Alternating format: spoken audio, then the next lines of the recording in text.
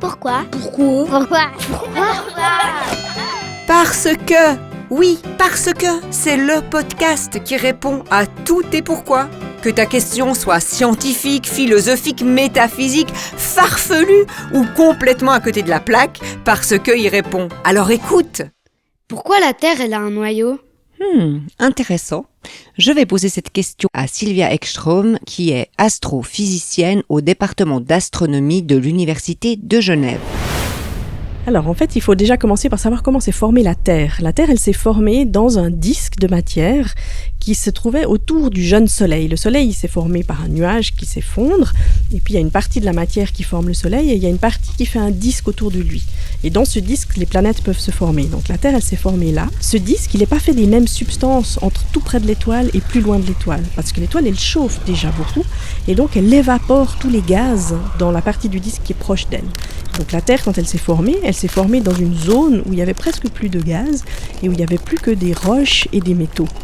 Et puis quand elle se forme, elle est très chaude parce qu'elle agglomère de la matière et ça chauffe. Et donc dans cette boule de lave en fait du début de la formation de la Terre, les éléments plus lourds peuvent couler vers le centre à cause de la gravitation. On a parlé de la gravitation la dernière fois, et bien c'est la même gravitation qui fait que les éléments les plus lourds sont attirés vers le centre de la Terre plus vite que le reste.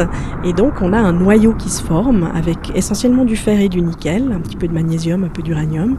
Et puis autour, une espèce de manteau rocheux avec ce qu'on appelle des silicates, parce que c'est fait de silicium ou d'aluminium. Le noyau, il reste tout le temps liquide? Le noyau, pour le moment, il est encore liquide parce que d'une part, il reste une chaleur résiduelle de cette phase de formation. Il y a un petit peu de chaleur résiduelle comme ça sur la Terre. Elle se refroidit par l'extérieur, en fait. Et puis, surtout, dans le noyau, pour le moment, il y a encore beaucoup de désintégration radioactive de certains éléments, comme le potassium 40, qui fait que ça chauffe le noyau. Alors, il faut imaginer que la matière, elle est constituée de plein d'atomes. Des atomes, c'est comme des mini-billes.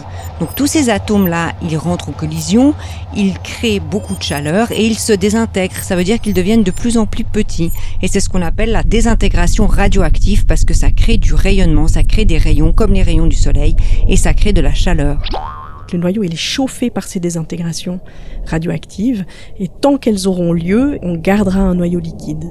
Quand il y a une éruption de volcan, c'est le noyau qui remonte à la surface? Non, c'est vraiment juste le magma de la roche. C'est les parties plus profondes du manteau qui sont liquides, qui remontent à la surface. Donc depuis la dernière fois, tu as appris que la Terre est ronde sans vraiment être ronde et tu sais maintenant qu'elle a un noyau qui est toujours très très chaud et liquide. Mais que ce n'est pas ça que tu vois quand il y a une éruption volcanique.